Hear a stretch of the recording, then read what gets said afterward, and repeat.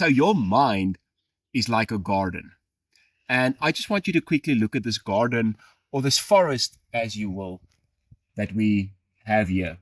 Now, all of these plants, all of these trees are planted into soil, and they are all rooted in soil. At Mind Prosperity, we believe that where your mind goes, your life follows.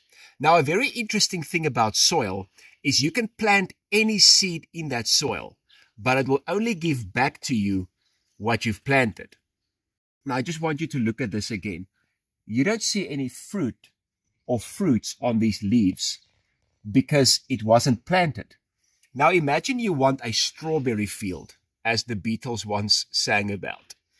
If you want a strawberry field, I cannot just take a hand of strawberry seeds and just throw it out and believe it's going to take roots or root and I'm going to have a strawberry field. What I have to do is I have to rip these ones out by the roots and plant new ones. Now, that's what we do a lot of times with our mind. Now, your mind is like a garden. And seeds have already been sown in your mind. That's why you are producing the fruit or the results that you are producing today.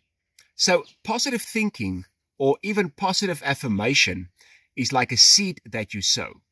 But you cannot sow a bunch of seeds if you haven't gotten rid of some bad roots or some bad weeds.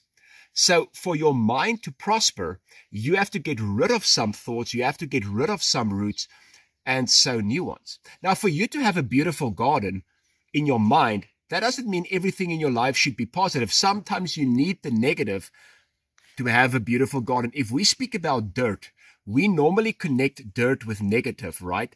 But you sow the seeds in dirt, meaning you can use the dirt in life. You can use the difficult in life. You can use the hard in life to have a great garden.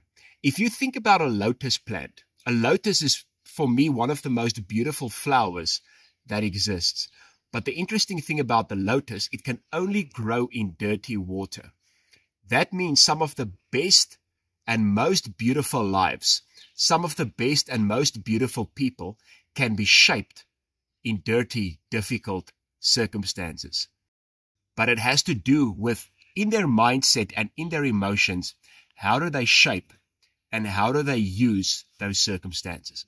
So just think about how all the circumstances in your life, the good and the bad, the dirt and the beautiful flower, the lotus and the dirty water, can work together to create a beautiful life. You can use your mind and you can use your emotions to create a great life. And that's what we believe at Mind Prosperity. Thank you for watching and don't forget to subscribe.